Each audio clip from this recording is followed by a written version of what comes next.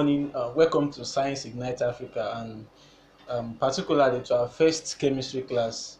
Um, this is going to be interesting, and I advise you to pay very good attention to what we are going to be going through today. What I have for you today is a range of questions which have been wisely selected from questions set by Unified Tertiary Matriculation Examination Board of a country, that's Nigeria.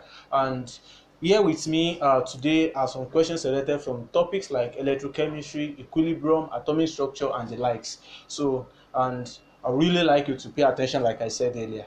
All right, without wasting much of our time, let's just go to the very first question we have here. And the first question is on electrochemistry and redox reaction. All right, the first question here is, we have an equation of reaction to deal with, and that is reaction between zinc metal and aqueous solution of copper sulfate to give us zinc sulfate and copper metal. Now the question is, in the reaction above, the oxidation number of the reducing agent changes from what to what? Alright, now if this question has come in form of the oxidation number of zinc changes from what to what, it could have been easier, but the question leaves you with the job of looking for what the reducing agent is there. So how do you identify the reducing agent? Alright, this is a very good trick I'm going to give to you, and it's going to help you. Now when you look at an equation of reaction, look at all the species you have there and try and get the oxidation number of each of the species. For instance, one of the reactants here is zinc metal. Now look for the oxidation number of this. The second reactant here is copper sulfate. Look for the oxidation number of copper here. Look for the oxidation number of sulfur here. Look for the oxidation number of oxygen and the likes. So that is going to help you a lot to identify the reducing agents in the equation of reaction. Now let's look at this. This is zinc metal. Now, from our knowledge of redox reaction, we understand that the oxidation number of elements in their standard state is 0. And therefore, when you look at this, the oxidation number of zinc here therefore is 0. But when you come here, what does the oxidation number becomes? We are going to look at that very shortly. Alright, when you come here, this is copper. We understand that the oxidation number of copper is always +2. Now, if the oxidation number of copper is +2, now when you come here, this is oxygen. We are sure that the oxidation number of oxygen is -2. Alright, so if oxygen is -2, therefore let's look for the oxidation number of sulfur in this compound, copper sulfate, and that is going to help us to proceed with what we really want to deal with. Alright, now from this copper sulfate, we can know that our copper sulfate. Now, how do we get our oxidation number? Like I was saying, no, when you know that the oxidation number of copper is +2 already, just put your +2 here, and you are trying to get the oxidation number of sulfur, which is unknown. So you can represent it with any letter, which I'm going to use X here. Now, plus the oxidation number of oxygen is -2. Now, how many atoms of oxygen do you have here? You have 4 atoms. So what you are doing is multiply the number of atoms by the oxidation number of that atom. That's 4 multiplied by -2, and that is simply going to give you -8. Now, everything will be equated to 0. Right? Why is it that we are equating everything to 0 here? Because this is a neutral species rather. It is a neutral species, so everything is going to be equal to 0. Now, let's proceed. Now, once this is already computed, what you have is 2 plus x minus 8 equal 0. Now, what do you have next is, make sure you collect like terms. Now, simply what you are going to have is, x will be equal to 8 minus 2, and what you have is 6. And this 6 is actually the oxidation number of sulfur in this case. Now, the oxidation number of sulfur here is -6. Okay. So it's 6, it's 6. Alright, let's proceed. Now look at zinc here. Like I said earlier, zinc is in a standard state here. Therefore, the oxidation number is 0. This is +2. This is +6. And you know that this is -2. Now when we come here, how do we go about it? Alright, the oxidation number of this does not change.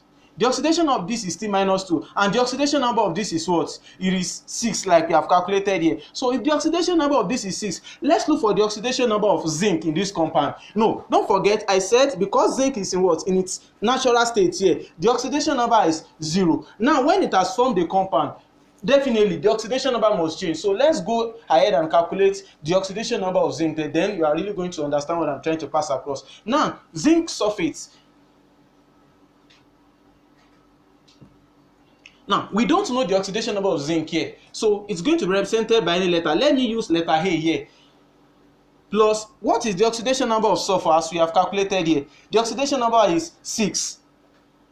Now plus the oxidation number of oxygen is -2. Now multiply by 4, that's going to give you -8. Definitely, so everything here is going to be -8 and equal to 0. I think I told you the reason why this is equal to 0 here the other time. So what you have here is A plus 6 minus 8 equal to 0.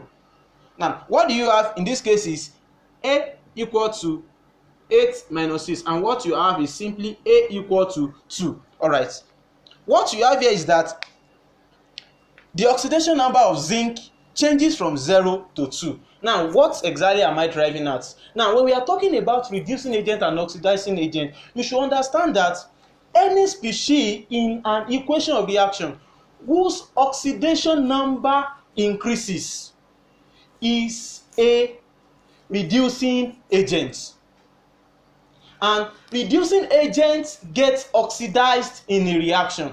Now one of the ways you can know oxidation is that oxidation number of that species will increase. So what has happened here is that the oxidation number of zinc here has increased from 0 to 2. Therefore, we are sure that the reducing agent here, that is the one that caused the reduction of another species entirely. When you look at this is copper sulfate, a compound, but this compound has been reduced totally to what? Just ordinary metal here by the action of zinc, another metal entirely. So therefore, we understand that this is the reducing agent, and the oxidation number has changed from what? From 0 to 2, even as calculated here. To the second question, and the question, like I said, is on electrochemistry as well. And the question is, calculate the quantity of electricity in coulombs required to liberate 10 grams of copper from a compound of copper. All right, 10 grams of copper. Now don't forget, when you are talking about electrolysis, you are either talking about liberating something or depositing something. You deposit metal, you liberate gas. So now the amount of electricity required to liberate this amount of copper is required from us. So we have to provide the answer for that. And how do you go about that? All right, there's something you must understand, that when you are dealing with metals, you must understand whether they are univalent or they are divalent, or in some cases they could be trivalent, like in the case of aluminium. Now copper, the ion of copper is actually divalent. Now how many electrons will it require to deposit this, that is to reduce this copper ion? Now what is the number of charge you can see here? The number of charge here is 2, that's +2. Therefore it will require 2 electrons to discharge this. And in chemistry we believe that 1 electron is equivalent to 1 farad. So you can now say this require 2 electrons to liberate, or rather deposit, 1 mole of copper metal. And so what you are simply going to do is, if 2 farad of electron is needed to deposit 1 mole of copper metal, therefore how many farad of electricity, and as you can see from this case later, we are going to get the answer in coulomb as well, will be required to deposit 10 grams of copper. Alright, so the third question for the day, and that's also on electrochemistry.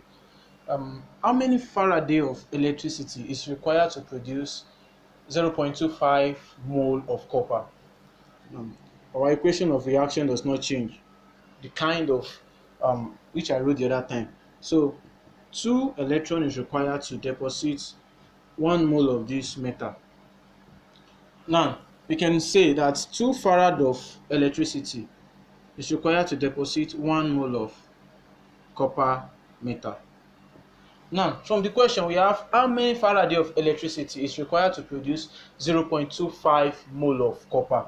Now, if 2 Faraday of electricity is what you needed to deposit 1 mole of copper metal from its compound, so how many Faraday of electricity will deposit 0.25 mole of copper? Very simple.